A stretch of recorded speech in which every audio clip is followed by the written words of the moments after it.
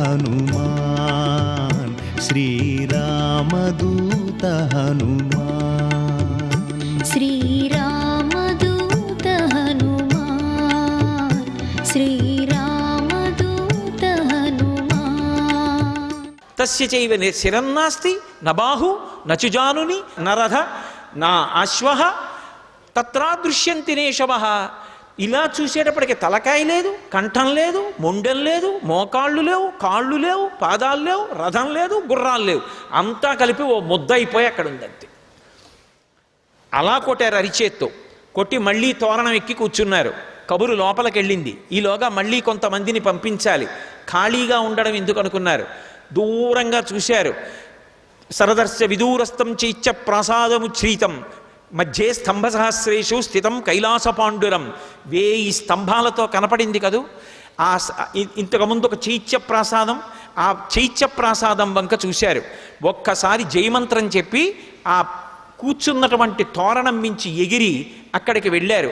ప్రాసాదస్య మహాంతస్య స్తంభం హేమపరిష్కృతం ఉత్పాటయిత్వా వేగేన శతధార. ఆయన అక్కడ ఉన్నటువంటి ఆ మంటపంలోకి వెళ్ళి ఒక బంగారు స్తంభాన్ని ఊడబెరికారు. తత సంభ్రామయామాస శతధారం మహాబల.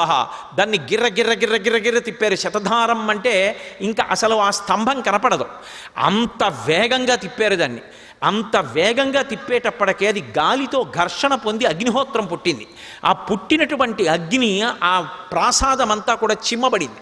చిమ్మబడి అందులో ఉండేటటువంటి కాంచన స్తంభాలు, వాటికి తాపడం చేయబడినటువంటి ముత్యాలు, వజ్రాలు, వైఢూర్యాలు, రత్నాలు పెటిల్లున పేలిపోయి ఆ ప్రాసాదం అంతా కూలిపోయి అగ్నిహోత్ర సంస్కారం అయిపోయి బంగారం అంతా కరిగిపోయి కాలవై ప్రవహించి అశోకవనంలో వెళ్ళిపోతోంది. అలా ప్రాసాదాన్నంతటినీ భంజించి మళ్ళీ పైకెక్కి కూర్చున్నారు. రావణాసురుడికి కబురెళ్ళింది. వెళ్ళినటువంటి 7 మంత్రిసుతులు, జంబుమాలి, 80,000 మంది కింకరుల మూక వెళ్ళిపోయారు. అవతల 1000 స్తంభాల మంటపం పడిపోయింది, దాన్ని కూడా కాల్చేశారు.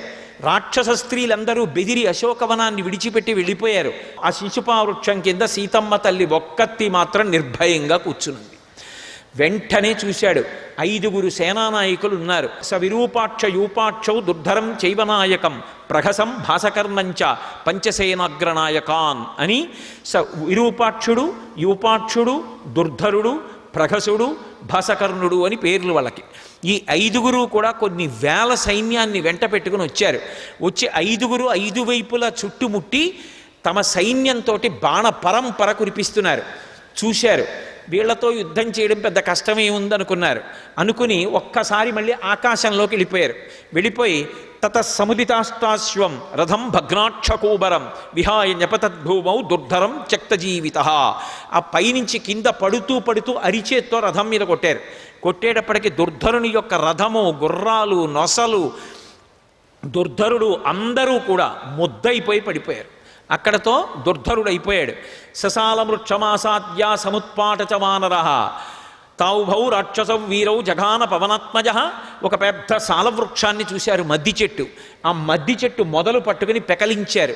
దాన్ని గిర్ర గిర్ర గిర్ర గిర్ర తిప్పి ఎదురుగుండా పరిగెత్తుకుంటూ వచ్చి బాణాలు వేస్తున్నటువంటి విరూపాక్షుడు, యూపాక్షుడు అనేటటువంటి రాక్షసుల మీద విసిరారు. మద్ది చెట్టు యొక్క దెబ్బకి ఎముకలు విరిగిపోయి గుజ్జుయిపోయి 2 రాక్షసులు పడిపోయారు.